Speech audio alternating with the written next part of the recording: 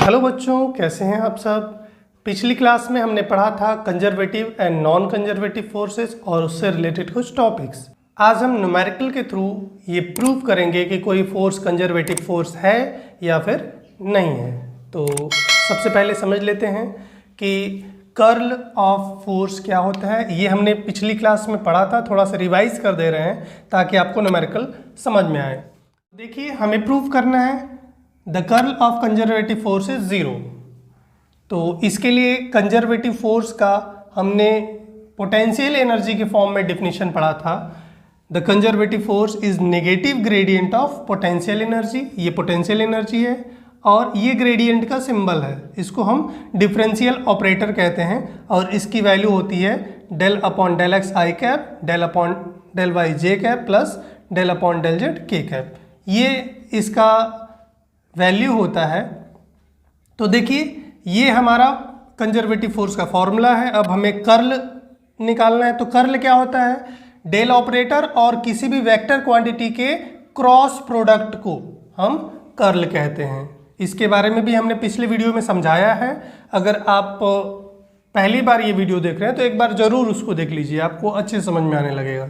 तो देखिए, ये डेल ऑपरेटर की वैल्यू जस की तस है और फोर्स की डिफिनीशन जो हमने पढ़ा था पोटेंशियल एनर्जी के फॉर्म में, ये हमने यहाँ पे पुट कर दिया। अब ये डेल ऑपरेटर की वैल्यू पुट कर देते हैं, माइनस को हम इग्नोर कर दे रहे हैं और ये डेल ऑपरेटर में यू का जब मल्टीप्लाई कर देंगे तो ये कुछ इस तरह का हो गया। अब क्रॉस प्रोडक्ट निकालने का तरीका आपको पता है। इसको आई कैप जे कैप के कैप दोनों में से हमने ऊपर सबसे पहले लिख दिया। अब आई कैप जे कैप के कैप की जो वैल्यू है उनको हम इसके नीचे पुट कर दे रहे हैं दोनों में। अब इसका क्रॉस प्रोडक्ट निकाल लेते हैं। तो इसको जब उठाएंगे तो इनका क्रॉस प्रोडक्ट हो जाएगा डेल और डेल यू, ये डेल टू यू हो गया और ये del Y del Z. Minus लगाते हैं, फिर इसको इसी तरह से लिख दिया और इसी तरह इसको, और ये वैल्यू आ गई जिसको सॉल्व करने पे आप देख सकते हैं ये दोनों सेम है। तो ये सबट्रैक्ट करने पे 0 आ जाएगा। तो इस तरह से आपने देखा जो कर्ल है इस फोर्स का वो 0 है। इसका मतलब ये फोर्स क्या है? कंजर्वेटिव फोर्स है।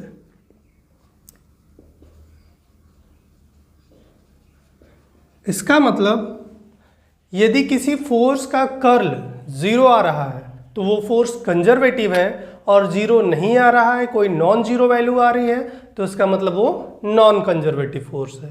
तो यही हमारा बेस है। इसी बेस पर हम लोग प्रूव करेंगे कि कोई फोर्स कंजर्वेटिव है या फिर नॉन कंजर्वेटिव है। तो चलिए कुछ न्यूमेरिकल्स इस पे लेते हैं और समझते हैं।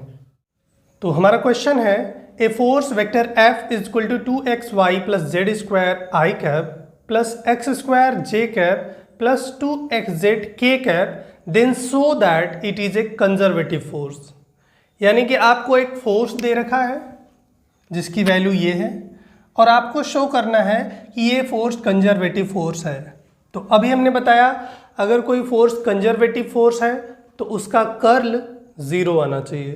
तो चलिए देखते हैं, इसका कर्ल निकालते हैं। So we know that if vector F is conservative then its curl should be 0. It means del cross vector F should be 0. तो चलिए, डेल इसकी वैल्यू हमें पता है del upon del X I cap plus del upon del Y J cap plus del upon del Z K cap. आपको ये बता दें ये डी अपॉन डी एक्स नहीं है, इसे हम डेल अपॉन डेल एक्स बोलते हैं और ये है पार्शियल डिफरेंशिएशन। यानी ये इसका मतलब है एक्स के रेस्पेक्ट में पार्शियल डिफरेंशिएशन, इसका मतलब है y के रेस्पेक्ट में पार्शियल डिफरेंशिएशन और ये है z के रेस्पेक्ट में पार्शियल डिफरेंशिएशन। पार्शियल डिफरेंशिएशन का मतलब जिस के रेस्पेक्ट में हम डिफरेंशिएशन कर रहे हैं उसी का केवल डिफरेंशिएशन होगा, बाकी कांस्टेंट की तरह ट्रीट किए जाएंगे। क्रॉस f की वैल्यू हमने वहाँ लिखा है 2xy plus Z square I cap plus X square J cap plus 2xz K cap.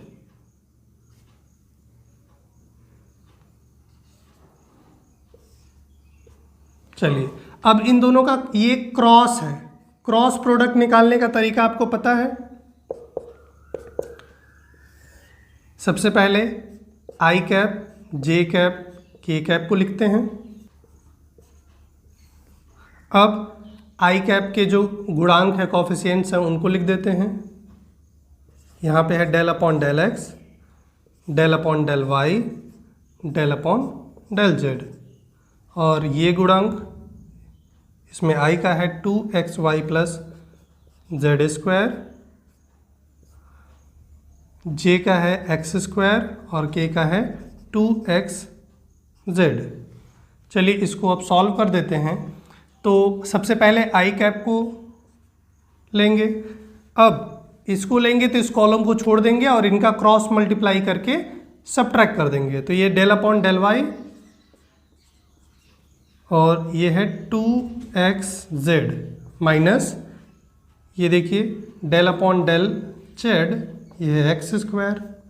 फिर जे को माइनस साइन के साथ लेते हैं और इस कॉलम को छोड़ देंगे, इनका क्रॉस मल्टीप्लाई। तो del upon del X 2xz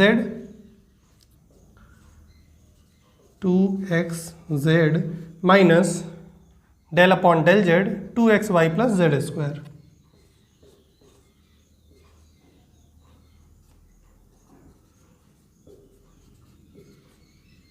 plus K cap को उठाएंगे तो इसको छोड़ देंगे, डेल अपॉन डेल एक्स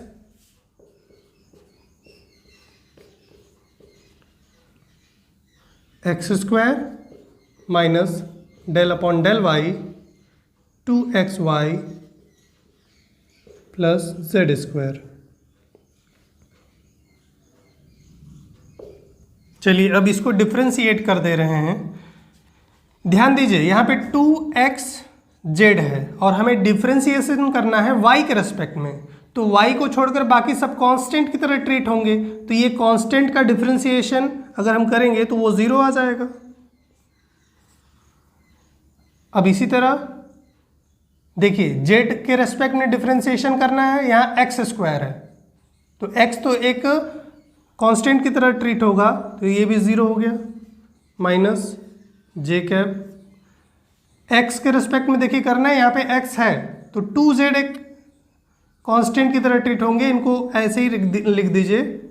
और x का डिफ्रेंशिएशन x के रेस्पेक्ट में ही करेंगे तो वो आ जाएगा 1 माइनस। इसी तरह z के रेस्पेक्ट में देखिए करना है तो ये 2xy इसका तो 0 हो गया क्योंकि इसमें z है नहीं, इस z का होगा जो कि हो जाएगा 2z प्लस के कैप।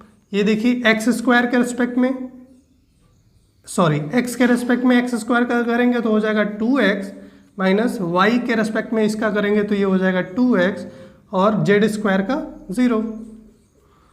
सो ये देखिए आ गया 0 माइनस 0 0 आई कैफ माइनस 2z, यहाँ माइनस का मल्टीप्लाई हो जाएगा अंदर तो माइनस 2z प्लस 2z 0 हो गया, प्लस इसी तरह 2x माइनस 2x 0। तो इस तरह से हमने क्या देखा, the curl of this force is 0। इस फोर्स का जो कर्ल है वो 0 है, इसका मतलब जो ये फोर्स है वो क्या है, कंजर्वेटिव फोर्स है। ओके, तो इस तरह से आपको अगर प्रूव करना है या बताना है कोई फोर्स कंजर्वेटिव है या नॉन कंजर्वेटिव है तो पहले आप उस फोर्स का कर्ल निकालिए और अगर कर्ल 0 आता है तो कंजर्वेटिव, नॉन 0 आता है तो नॉन कंजर्वेटिव। चलिए एक और एग्जांपल लेते हैं इस पर। अब हमारा दूसरा न्यूमेरिकल है, so that the force vector F which is equal to Y square minus X square I cap plus 3xy J cap is non conservative. अब इस फोर्स को हमें नॉन कंजर्वेटिव शो करना है, तो नॉन कंजर्वेटिव शो करने के लिए हमें दिखाना होगा कि इसका जो कर्ल है वो एक नॉन ज़ीरो वैल्यू है, इट मीन्स 0 नहीं है। तो चलिए निकालते हैं इसका कर्ल। सॉल्व करते हैं क्वेश्चन को। So if vector f is non conservative, अगर ये नॉन कंजर्वेटिव है, then the curl of vector f should not equal to 0। तो कर्ल निकाल लेते हैं, कर्ल ऑफ वेक्टर f। तो ये होता है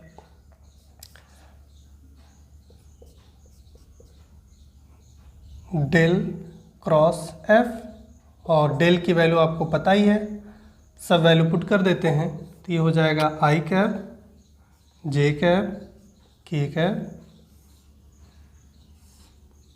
डेल ऑपरेटर की वैल्यू हमने बताया था, del upon del x i cap, del upon del y j cap, del upon del z k cap.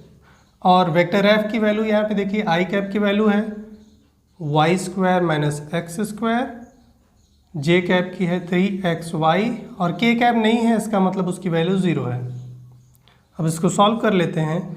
I cap को उठाते हैं, देखिए ये इसमें मल्टीप्लाई करेंगे, del upon del Y into 0 minus del upon del Z 3xy minus J cap.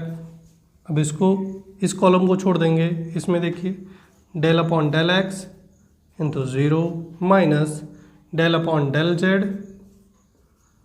Y square minus X square, plus K cap को उठाते हैं, इसको छोड़ देंगे, del upon del X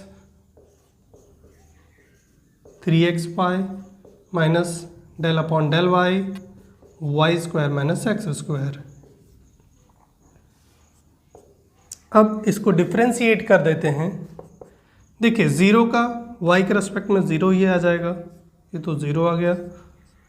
3xy का z के रेस्पेक्ट में करना है, तो इसमें z है नहीं, तो ये 0 minus J cap x into 0 0 हो जाएगा। z के रेस्पेक्ट में करना है, इसमें z नहीं है, तो ये 0 प्लस के कैप। x के रेस्पेक्ट में 3xy का x है इसमें, तो 3y उसको बाहर कर देते हैं, और x का हो जाएगा 1 माइनस y के रेस्पेक्ट में इसका करते हैं, तो ये हो जाएगा, देखिए 2y का हो जाएगा, सॉरी वाई स्क्वायर का हो जाएगा 2y, ये x पावर n के फॉर्मूले से हम लोग लिख रहे हैं, n x power n minus 1, तो y पावर 2 का हो जाएगा 2 y पावर 2 माइनस 1 जो कि 1 हो जाएगा, माइनस इसमें जब हम करेंगे तो क्या आ जाएगा 0। तो इस तरह से ये आ गया 0 i कैप 0 j कैप, और 3y में से 2y घटाएंगे, आएगा केवल y k कैप। सो क्या दिखा, the curl of this force is not equal to 0, it is not equal to 0, क्योंकि ये नॉन जीरो वैल्यू आ गई। इसका मतलब हुआ the curl vector f is not equal to 0, so vector f is non-conservative force। Clear है। अब इस पे कुछ न्यूमेरिकल्स आप अपनी टेक्स्ट बुक से सॉल्व करने की कोशिश करिएगा, और इस पे कभी कभी क्वेश्चंस पूछे जाते हैं। सो अब यदि हम पिछले लेक्चर और इस लेक्चर में कंजर्वेटिव फोर्सेस के बारे में जितनी चीज़ें पढ़ी हैं उनको समराइज करें, तो हम कह सकते हैं कंजर्वेटिव फोर्सेस के बारे में कि the change in kinetic energy of the particle in a round trip और closed path is 0। Second, we can say the work done by the conservative force on a particle in completing a round trip और closed path is 0। The work done between two given points is independent of the path. It means it depends only on the positions of initial and final points. It does not depend on the path from which the object is taken from initial to final point. And the fourth one, we can say the conservative force may be expressed as the negative gradient of potential energy. And the last but not the least, we can say the curl of conservative force is always 0. Okay. Now we are going to talk about our next topic, which is central force. Okay अब हम बात करने जा रहे हैं अपने next topic which is central force. देखिए क्या होता है central force. A central force is that force which is always directed towards और away from a fixed point and its magnitude depends on the distance of particle from that fixed point. इसका मतलब समझिए, central force या इसे हम केंद्रीय बल भी कह सकते हैं। सेंट्रल फोर्स या केंद्रीय बल एक ऐसा फोर्स होता है जो कि हमेशा एक सर्टेन फिक्स्ड पॉइंट की ओर या उससे अवे डायरेक्टेड होता है, यानी इस फोर्स का जो डायरेक्शन होगा वो एक फिक्स्ड पॉइंट की ओर हमेशा रहेगा या उससे अवे रहेगा, और इसका जो मैग्नीट्यूड होगा वो डिस्टेंस पे डिपेंड करेगा उस फिक्स्ड पॉइंट और पार्टिकल के बीच के। चलिए अब इसको समझ लेते हैं। सपोज कर लीजिए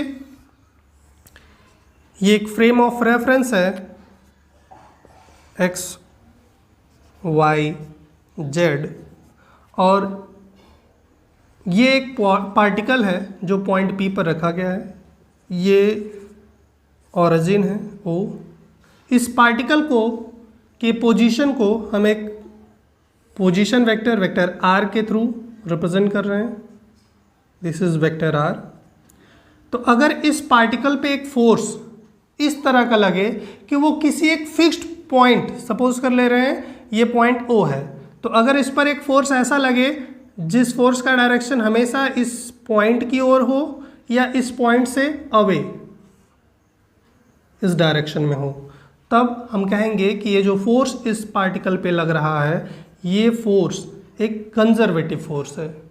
अगर ये फोर्स का डायरेक्शन इस पॉइंट की ओर होगा तब हम कहेंगे ये अट्रैक्शन फोर्स लग रहा है, और ये पॉइंट से अवे होगा तो हम कहेंगे ये रिपल्सन फोर्स लग रहा है। और इस फोर्स का जो मैग्नीट्यूड होगा हमेशा ये जो डिस्टेंस है पॉइंट O और P के बीच का, इस डिस्टेंस पे डिपेंड करेगा। It means force will be the function of R। ये जो फोर्स होगा वो R का एक फंक्शन होगा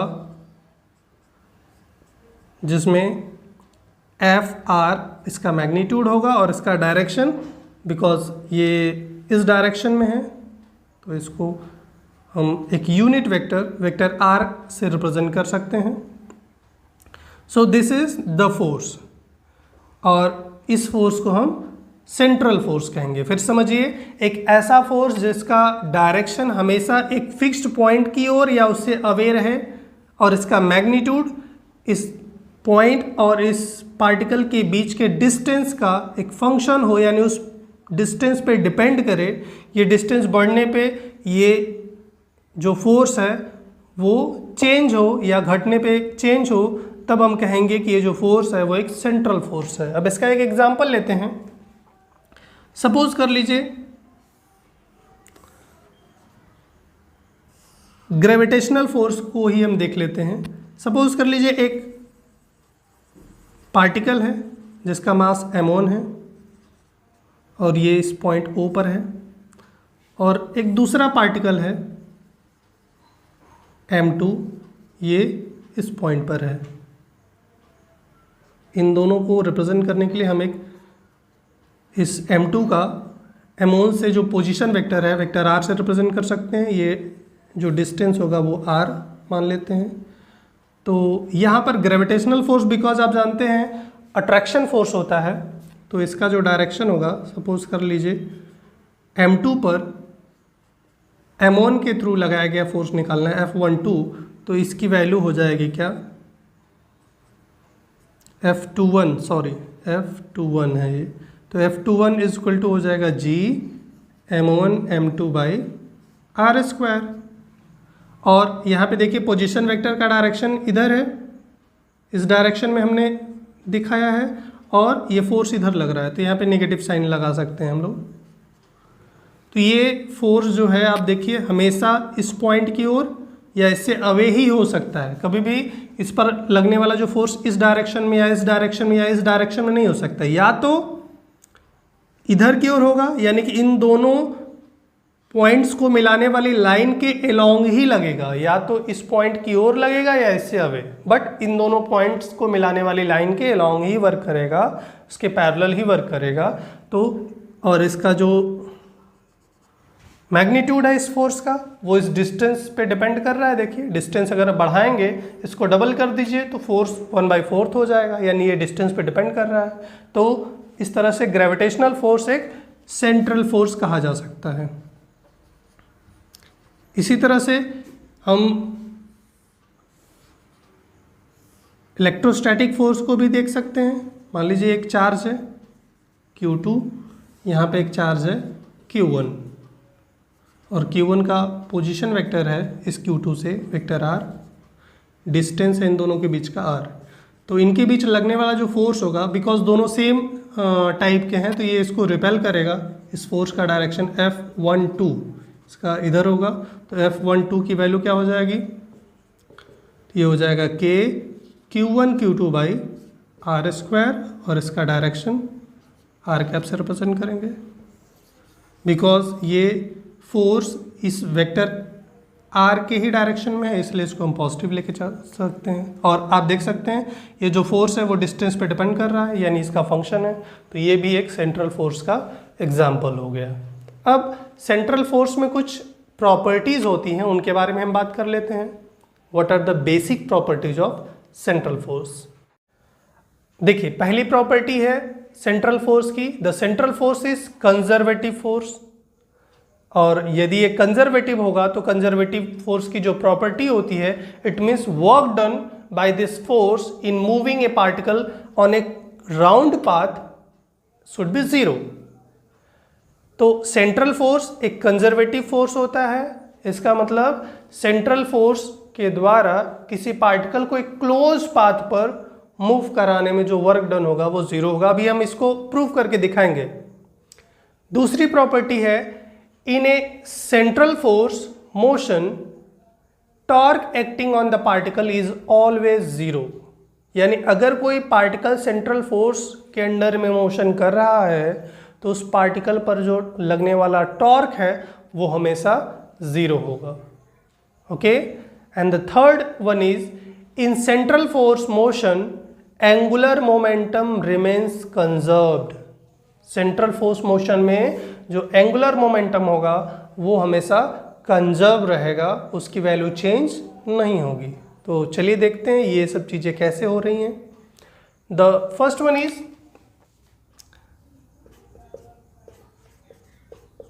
central force is conservative, and that means the work done is path independent। चलिए देख लेते हैं। ये एक पार्टिकल मान ले रहे हैं या कोई बॉडी मान ले रहे हैं जिसने अपनी एक ग्रेविटी, या इसको अर्थ ही ले सकते हैं हम लोग, तो अर्थ है ये, और अर्थ की जो ग्रेविटी है उसके अंदर हम एक पार्टिकल को लेते हैं, बिकॉज ग्रेविटेशनल फोर्स एक सेंट्रल फोर्स है। अभी हमने इसका एग्जांपल देखा था। तो इसमें हम एक पार्टिकल लेते हैं जो सपोज कर लेते हैं पॉइंट P पर है, और उसको हम A से B पॉइंट तक ले जाते हैं और फिर B से वापस A तक लाते हैं। अगर इसमें एक क्लोज पाथ पर पार्टिकल को मूव कराने में जो वर्क डन है वो जीरो आ जाता है, तब हम कह सकते हैं कि सेंट्रल फोर्स कंजर्वेटिव फोर्स है। तो चलिए देखते हैं। सपोज कर ले रहे हैं जो पॉइंट A है उसका पोजीशन वेक्टर है RA, और B का जो पोजीशन वेक्टर है वो है RB। ओके, हमने एक पार्टिकल माना है पॉइंट P पर, एक मास ले रहे हैं पॉइंट P पर, और इसको हम एक छोटा सा डिस्टेंस मूव कराते हैं dr, डिस्टेंस। तो इस पॉइंट P पर अभी एक फोर्स लग रहा है। ये छोटा सा डिस्टेंस हमने इसको क्यों मूव कराया केवल, क्योंकि आप जानते हैं जैसे जैसे डिस्टेंस बढ़ेगा इस बॉडी से, इस पार्टिकल का फोर्स चेंज होगा। इसलिए इस दौरान हम फोर्स को कांस्टेंट रखने के लिए ये बहुत छोटा सा डिस्टेंस लेके चलते हैं ताकि फोर्स की वैल्यू में बहुत ज़्यादा चेंज ना आए, नेग्लिजिबल चेंज आए। तो चलिए अभी इस पर फोर्स लगेगा इधर की ओर, हमें फोर्स लगाना है इसके अपोजिट वेक्टर F, ठीक है। तो ये फोर्स लगा के हम इसको मूव कराएंगे और उसमें जो वर्क डन है वो निकालेंगे। तो हम जानते हैं work done in moving the particle A small distance dr, ये हो जाएगा वेक्टर F फोर्स और dr, इन दोनों का जो डॉट प्रोडक्ट होगा वो वर्क डन के इक्वल होता है। अब फोर्स की वैल्यू हमने बताया था, सेंट्रल फोर्स जो है वो डिस्टेंस पे डिपेंड करेगा, और ये सपोज कर ले रहे हैं वेक्टर r इस डायरेक्शन में है। इस पॉइंट P का जो पोजीशन वेक्टर है वो हम सपोज कर ले रहे हैं क्या है, वेक्टर r है। तो r कैप इसका यूनिट वेक्टर हमने ले लिया इनटू d वेक्टर r। इतनी बात क्लियर है। अब इसको हम सॉल्व कर रहे हैं तो ये हो जाएगा FR। अब देखिए ये यूनिट वेक्टर है और ये dr है। यूनिट वेक्टर का मैग्नीट्यूड 1 होता है, dr इसका मैग्नीट्यूड dr ले लेते हैं cos थीटा की वैल्यू। अब r जिस डायरेक्शन में उसी डायरेक्शन में dr है तो इनके बीच का एंगल 0 होगा, cos 0 की वैल्यू जो होती है वो होती है 1। तो ये जो फोर्स आ गया वो आ गया FR dr। ये हमने वर्क निकाल लिया पार्टिकल को पॉइंट P से, ये सपोज कर ले रहे Q तक ले जाने में। अब हमें ले जाना है A से B तक, तो now work done in moving particle, the particle from A to B। अगर A से B तक ले जाना है तो इसमें जो वर्क डन होगा वो क्या हो जाएगा, तो इसको हम इंटीग्रेट कर देंगे RA to RB FR dr। Okay, इसी तरह से यदि हम इस पार्टिकल को B से A तक लाएं तो इसमें जो वर्क डन होगा वो कितना होगा, ये A से B तक ले गए। Now work done in moving particle from B to A, तो ये हो जाएगा B to A equal to RB to RA FR dr। Okay, total work done कितना हो जाएगा, work done,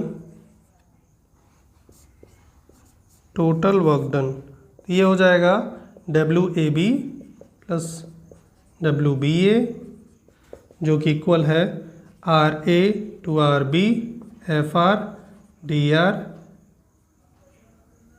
plus RB to RA FR dr। या अगर हम इसको रिवर्स कर दें तो यहाँ पे साइन चेंज हो जाएगा, तो ये हो जाएगा RA to RB FR dr minus RA to RB FR dr जो कि इक्वल हो जाएगा 0 के। It means the work done in moving the particle on a closed path is 0।